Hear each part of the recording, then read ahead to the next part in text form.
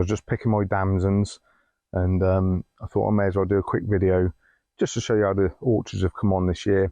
Usually I lose a lot of blossom to late frost. This year wasn't so bad. I've actually got quite a good crop of apples, and it's the first year in about 5, I think, I've had any damsons at all. And I've already picked enough. I've done 3 bottles of damson vodka. We used to make slow vodka, but I tried damson vodka one year and I've never looked back. I just think it's a lot more sort of fruitier. I just prefer it to slow vodka. I don't like gin, so I always do vodka. But so far, so I've done 3 bottles of vodka. I've done my first little batch of jam, and I've just picked today the bottom half of that side of the tree, and I've got just over 7 kilos in that bucket already. So I'll fill that bucket up today with the rest of these. You can see there's quite a good crop of damsons on here. I don't know if you can make those out, and I haven't even gone up the ladder yet either. So there's quite a lot up there as well. So I should think I've probably got getting on 20 kilos of damsons this year, but to be honest, that's probably more than I need. What I tend to do when I make jam, I do it 1-to-1, so I do a kilo of fruit to a kilo of sugar. With damsons, you don't need to use jam making sugar. You can just use normal granulated or caster, whatever, but you don't need the extra pectin sugar.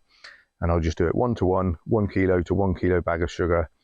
Make jam in the way that you do it. I won't explain that now. I may do a video to show how I do it. And I just do it 1-to-1, so that makes about 4 jars. Sort of, I save the Hartley's jam that I usually buy when I run out, and that does about 4 of those jars. And I think they're 300 or 400 gram jars. And I just tend to do a batch of 1 kilo to 2 kilos at a time, rather than doing massive batches and jars everywhere. I'll just do it in little batches. I freeze them in kilo bags, give them a good wash, freeze them, and then I can just take 1 kilo or 2 out at a time whenever I need to make a new batch. So that's what I do with the damsons. That's quite a good harvest so far. They are starting to split a little bit now because we've had a good bit of rain after such dry, and I find they tend, like tomatoes can do, they tend to split sometimes. So what I'll do is I'll just pick up the camera and I will take you around and just show you my trees. So this is looking up into the dams, and there's quite a good crop in there, as you can see. I'm not 100% sure on the type of the tree. I think it was a Merryweather or Mayweather, whatever they call it. And then I actually lost my plan I had of my apple trees. I can't remember whether this tree or this tree was a Bramley. I've got a feeling it's this one, because yeah, apples look a bit more like Bramleys, I think, on there. But there's quite a good crop in there, and I'm just taking the first ones home today for a crumble. But I know this was a cooker as well, but I don't think that was the Bramley, because they got too much red on them, I think, for Bramleys. Still a good crop anyway. I've got a cherry there, which I never get any cherries. Again, the blossom usually gets had, and then if any cherries start to form, the birds just take them. So here I've got a medlar, which has these funny medlar fruits. Not so many on it this year because I hard pruned it. It was getting a bit cross, lots of cross branching. But you can make medlar jams and jellies.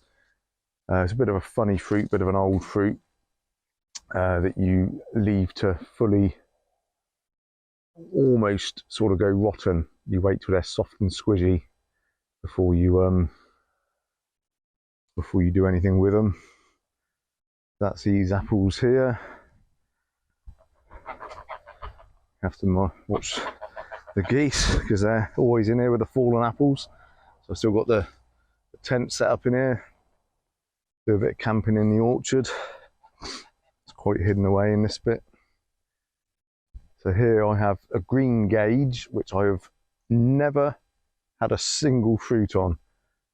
I don't know why, but literally never had a fruit on it. I'll keep leaving it in because it's quite a substantial tree now. As you can see by the trunk, it's probably been in 12 years. Everything here needs a bit of a hard prune. You can see there's a lot of crossing branches and things in there. I haven't looked after them particularly well, but I've literally never had a fruit on here.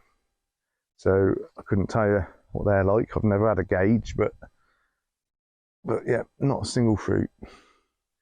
And then this little tree here is a fantastic little tree. This was just a £5 jobby from outside of Tesco's. I'll just put the camera down there. This was a tree, I got a feeling it was called something like Sunset or something like that, but I'm not 100% sure. It's been so hot this year that the apples are they are usually smaller anyway, but they are quite dinky this year. I mean, some of them aren't so bad. You know, that's a nice little apple for a quick snack, but they are nice and sweet. Or so many of them, I just feed a few to the geese. But yeah, hundreds and hundreds and hundreds of apples on there.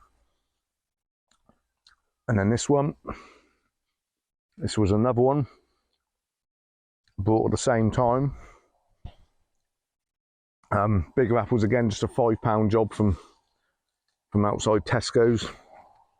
Much bigger apples, but these do not keep at all. Again, I can't remember what it was called. They're nice and firm now, but they don't keep at all. They start to go soft and they just don't keep. Still quite hard, but they're really sweet. For a big apple, they're really sweet. Here you go. So again, can't remember the type, but yeah, loads and loads of apples on there. Really good crop this year. Bending the boughs a bit in there, look. So plenty of eating apples for now. And I'll just take you over to the other little orchard, just over here, which is where I've got my 4, sorry about the geese, they're so noisy. So I've got 4 cider apple trees here. This one here has never done very well, so I'm going to give him a bit of a hard prune. He's only, crikey, he's probably only about 8 foot. So I might sort of hard prune it, see if I can get it, shock it into a bit of growth. But the other 3 have done fantastic. I bought them all at the same time, and I bought them on the big root stocks, because I thought, you know, it'd be nice to have trees that my grandkids could climb one day. So I think, is it M26 or something like that? It's the big one, the biggest one. They will get really big. So as you can see, a nice big crop of apples on there, and it just gets heavier and heavier. These are a couple of grafts, these smaller ones here and here of my dad's apple tree. This one, massive crop there, all Yarlington Mill, these trees. They're already 25 foot to the top, but just not massively substantial yet. But this one here, I can't even drive up my track here anymore. I've had to just knock a few apples off here, as you can see, trying to take some of the weight out of it. But absolutely stacked with apples, just hundreds and hundreds of them. It's funny with cider apples, this thing is, I don't really make cider anymore because it gives me indigestion. I suffer a bit of indigestion, so I planted these trees back. They've probably been in, they must have been in 10 years, I think. And I used to drink a bit of cider back then, but I sort of suffer a bit as I've got older with acid indigestion, and cider is one thing that can trigger it, so it's a bit of a shame.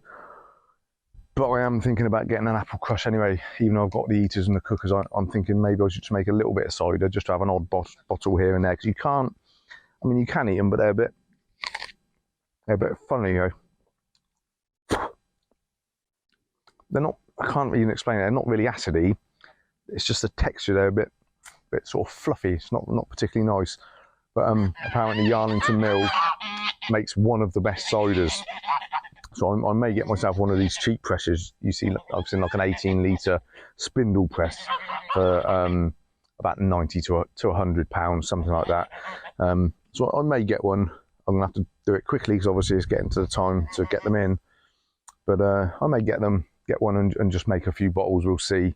But yeah, for now, I'm just leaving them on the tree and knocking a few off, just to take some of the weight out of it. But there is an absolute stack of apples there.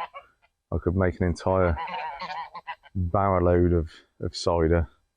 It would be a shame to waste them. But we'll see. I don't quite know yet what to do. But anyway, that's just a quick tour of the orchard. Oh, and I've just got a crab apple here. I'll just turn that round, show you the crab apple. I might try and make some crab apple jelly out of these. They've come on quite well this year. I use that because it was a good pollinator of apples. Again, the name slips my mind, but yeah. Anyway, it's a quick look round. It's been quite a good year. The heat has kept the size of the apples down a bit this year, but the actual crop is pretty good. It's pretty loaded, really. The branches on the verge of breaking on some of them, so I'm going to have to get some supports in. But anyway, we will see you next time, guys. Take it easy.